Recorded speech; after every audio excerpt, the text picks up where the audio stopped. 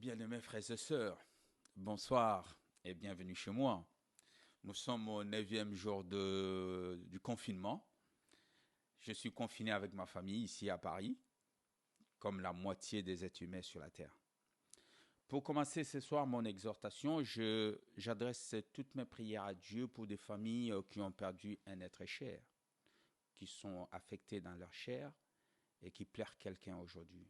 Père, mère, frère ou quelqu'un qui leur est cher.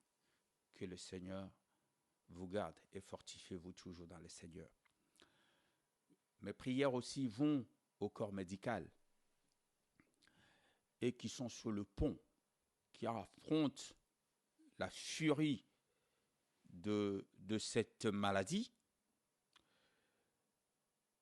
Certes, ils vont payer un lourd tribut aussi, parce qu'en faisant leur métier, respect à eux et que Dieu leur donne beaucoup de force. Au jour d'aujourd'hui, nous avons nos yeux tournés vers l'Institut Pasteur et vers le laboratoire pharmaceutique pour essayer de trouver un vaccin ou un médicament qui va sortir quelque part pour essayer de contrer cette maladie. C'est vrai, ils peuvent nous amener et apporter une solution, mais au jour d'aujourd'hui, j'aimerais vous dire une chose. Arrêtons-nous un instant, mes frères et sœurs. Quand est-ce que nous allons comprendre que tout ceci a aussi une dimension spirituelle? Et quand nous allons comprendre cela, quand nous allons réaliser cela, beaucoup de choses peuvent changer dans vos couples, dans vos maisons, dans vos foyers. Aujourd'hui, moi, je vous appelle à ne pas trop regarder ce que les gens disent, à ne pas trop écouter ce que les médias racontent, mais avoir le regard fixé vers Dieu. Je ne vous dis pas de boycotter les médias.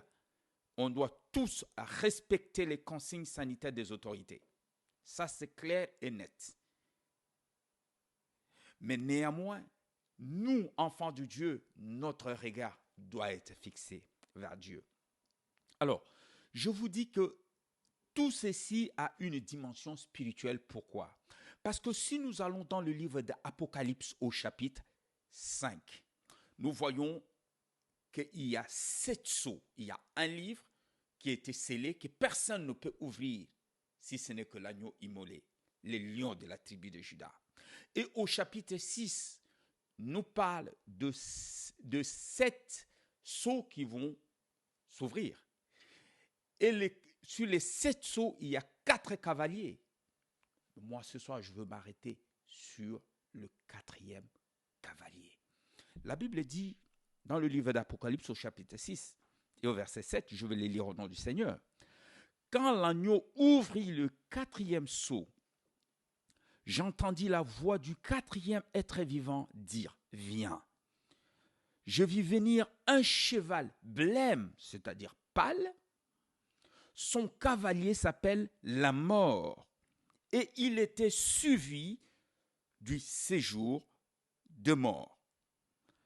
Il leur fit donner le pouvoir sur le quart de la terre de faire périr les hommes par l'épée, c'est-à-dire la guerre, la famine, les épidémies, comme ce virus qui sévit actuellement et qui est en train de faire vaciller les gouvernements des mondes vivants. Ceux qui ont vécu plus longtemps que moi, ils peuvent dire ce qu'ils veulent. Mais moi, je n'ai jamais eu cette sensation de vivre dans des pays démocratiques et d'être confiné. Pour vous dire comment les choses sont graves. Et par les bêtes sauvages.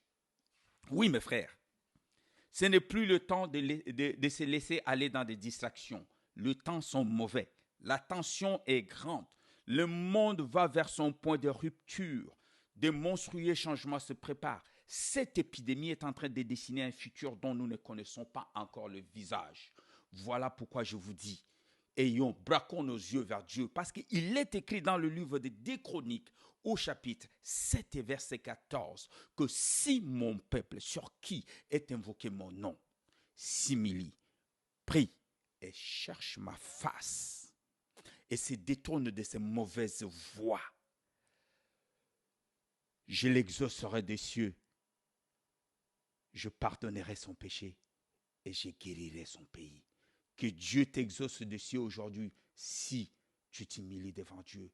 La Bible me dit, même lorsque je marche dans la vallée de l'ombre de la mort, je ne crains aucun mal.